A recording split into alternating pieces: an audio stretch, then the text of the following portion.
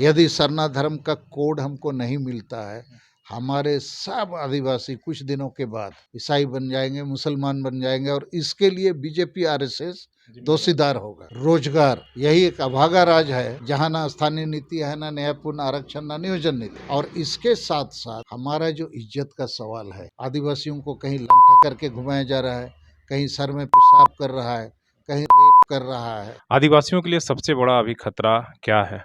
धर्मांतरण है या आदिवासी नेता हैं या जमीन का जिस तरह से अधिग्रहण हो रहा है सीएनटी एसपीटी के साथ छेड़छाड़, आप किस मुद्दों को सबसे ज्यादा प्राथमिकता दे रहे हैं? देखिए, आदिवासी के लिए 6-7 मुद्दे हैं। हासा माने जमीन, भाषा, संस्कृति, जाति।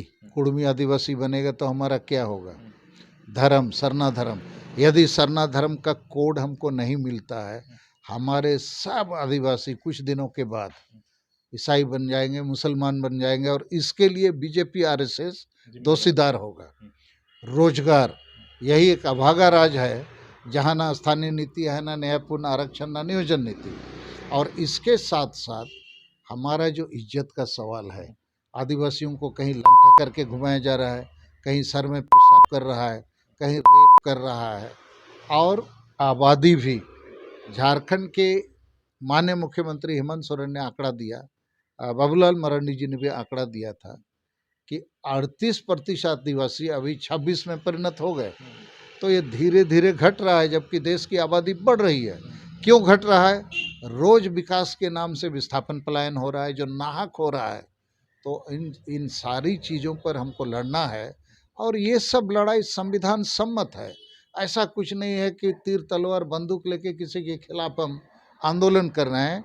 ये जो ये आदिवासी राष्ट्र की बात जो हम कह रहे हैं, ये संविधान कानून लागू हो जाएगा तो आदिवासी राष्ट्र बनता है ना। यहाँ तो कोई संविधान कानून लागू करने के पक्ष में नहीं है। कांग्रेस भी नहीं है, जेएमएम भी नहीं है, बीजेपी नहीं है और कोई पार्टी नहीं है। तो हम आदिवासी राष्ट्र की परिकल्पना को लाने का मेरा मकसद ये है, ये बंगाली, बिहारी, उड़िया, पंजाबी, गुजराती, तेलुगु, तमिल, सबको राज के साथ राष्ट्र मिला हुआ है। मैं और एक ऐतिहासिक बात कहूँगा, भारत के तीनों तरफ समुद्र नहीं होता और एक तरफ हिमालय का पहाड़ नहीं होता। ये सब राष्ट्र के रूप में अलग अलग चले जाते हैं। जैसे रूस का विभाजन हुआ, क्योंकि सबकी अलग अलग पहचान है और वो जायज़ भी है। भारत के संविधान में भी लिखा हुआ अनुच्छेद 1 में ही, India that is Bharat shall be a union of states. और राज्यों के गठन के दौर में 1955-56 में जब राज्य पुनर्गठन आयोग बना था कि राज्यों का गठन पुनर्गठन भाषाई आधार पर